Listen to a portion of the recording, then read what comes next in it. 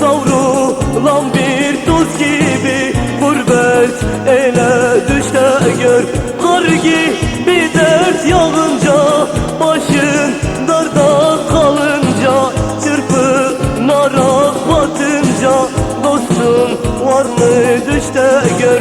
Hele bir de sevmişsen, varın yokun bilmişsen, sonra darbe yemişsen, sevmek neymiş düşte gör. Dayı sebramın ayı, şefşu kavkamın ayı, estir çavim nemayı, burik burik dinle fari.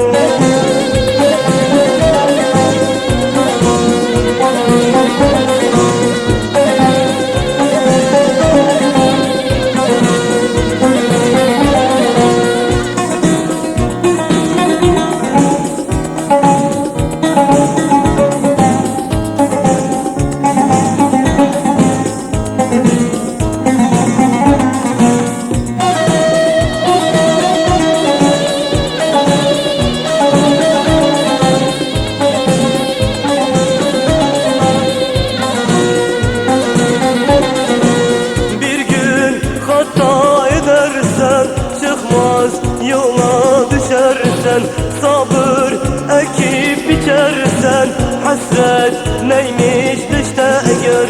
Ne anladın dünyadan, zevk aldın mı hayattan, bir gün gelir sırattan, geçmek neymiş düşte gör. Düşme yerlere selam, nasıl